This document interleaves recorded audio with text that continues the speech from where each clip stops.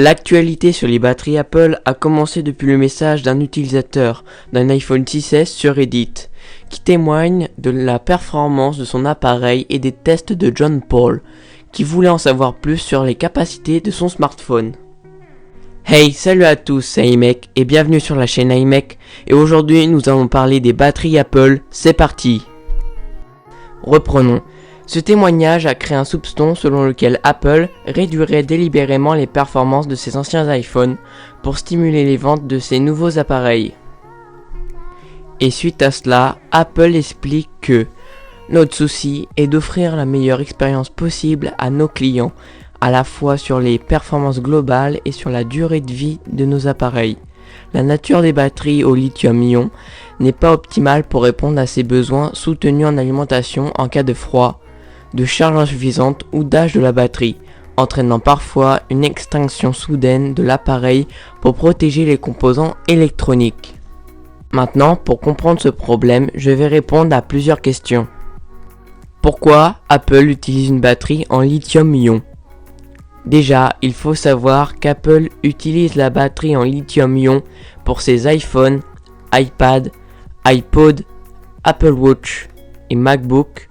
C'est pratiquement 3/4, voire plus, des produits disponibles Apple. Alors, cette technologie lithium-ion, qui est rechargeable, devrait offrir une meilleure expérience sur les appareils Apple. Mais elles sont utilisées car elles sont plus légères, mais surtout, elles durent plus longtemps et chargent l'appareil plus efficacement. Ceci permet de mieux combiner à la fois une recharge rapide pour plus de commodité et une charge lente pour plus de longévité. Et Apple prouve que leur système de batterie n'est pas idiote, voire non nul. Mais ils indiquent que sur leur site internet, la capacité d'une batterie diminue légèrement à chaque cycle de charge complet. Les batteries au lithium-ion Apple sont conçues de manière à conserver au moins 80% de leur capacité initiale pendant un nombre élevé de cycles de charge qui varient selon le produit. Pour utiliser l'entièreté des compétences de la batterie, voici quelques techniques.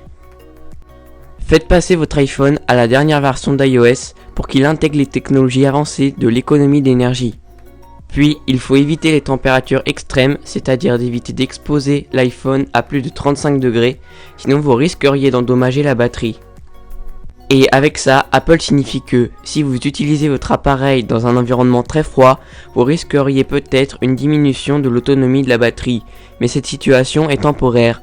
Une fois que la température de la batterie se trouve à nouveau dans sa plage habituelle, les performances reviennent à la normale. Mais il faut aussi de temps en temps, si votre iPhone chauffe pendant la charge et s'il possède une coque, c'est de lui retirer l'étui pendant le rechargement. Et n'oubliez pas que lorsque vous stockez un appareil pour une longue durée, rangez-le à moitié chargé. Cela éviterait tout incident sur l'intégrité de la batterie. Et pour ceci, Apple recommande de ne chargez pas complètement et ne déchargez pas complètement la batterie de votre appareil. Chargez-la à environ 50%. Si vous stockez un appareil avec une batterie entièrement déchargée, celle-ci risque de passer à un état de décharge profonde et ne sera plus en mesure de maintenir une charge. A l'inverse, si vous le stockez avec une batterie entièrement chargée pendant une période prolongée, la batterie risque de perdre une partie de sa capacité et de perdre en autonomie.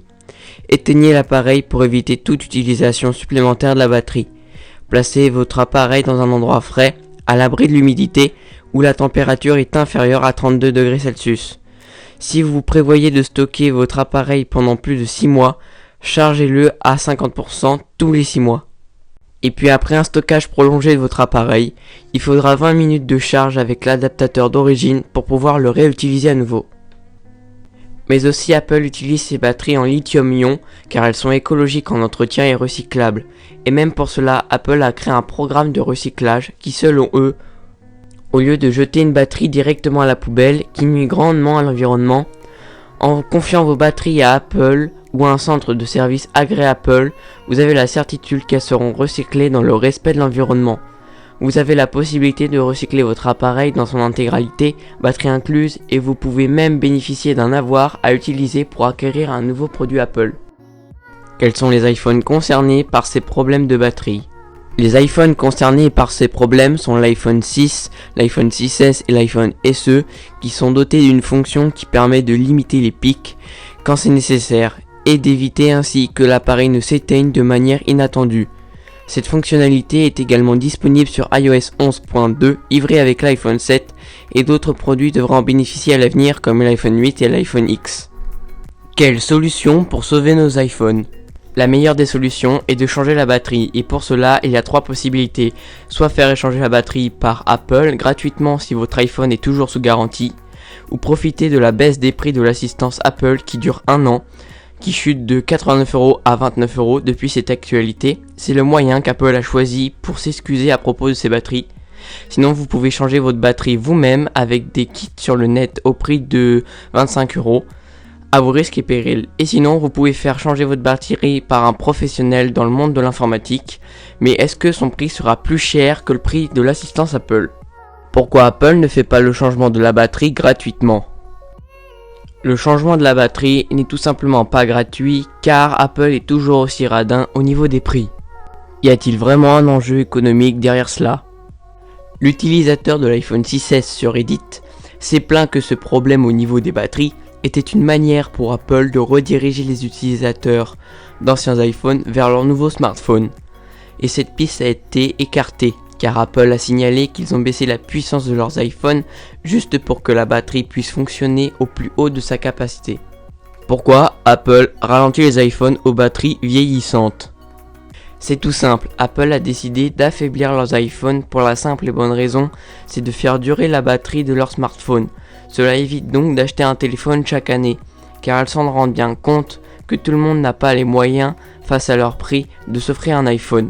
L'objectif de cette baisse de puissance est donc de faire consommer la batterie à leur plein souhait, tout en durant longtemps mais aussi en résistant longtemps et en chargeant efficacement. Attention, dans cette vidéo je parle bien de la raison pourquoi Apple a affaibli leurs iPhones, mais je ne parle pas de leur erreur commerciale à propos du fait qu'ils aient menti à leurs clients au niveau de la puissance qui a été délibérément affaiblie sur les iPhones.